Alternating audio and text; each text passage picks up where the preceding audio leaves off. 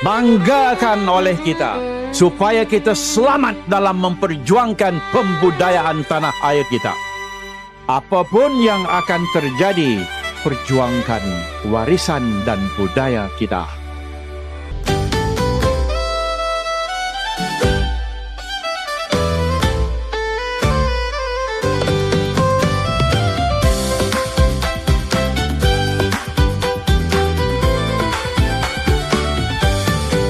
Pulau di hulu banyak sembilu, dekat selat bergetar lantu.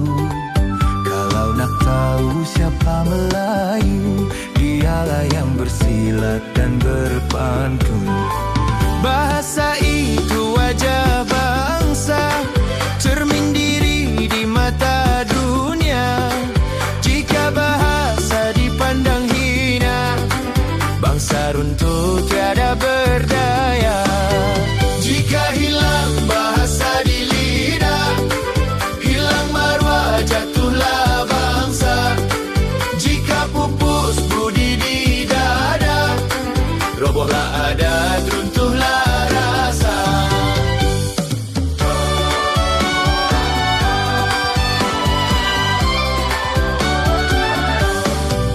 Adat dijunjung, warisan lama, disulam budi penawar duka. Bangsa teguh bukan pada nama, tapi bahasa dan santun bicara.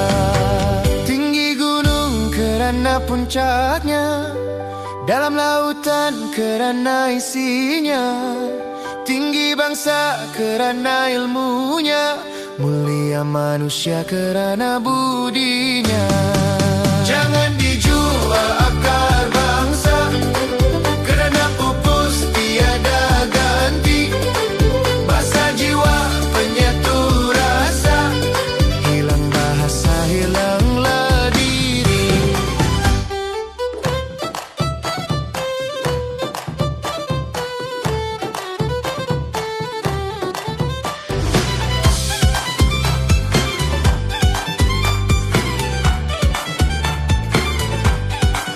Adat dijaga sepanjang zaman, budi dipupuk penawar sengketa.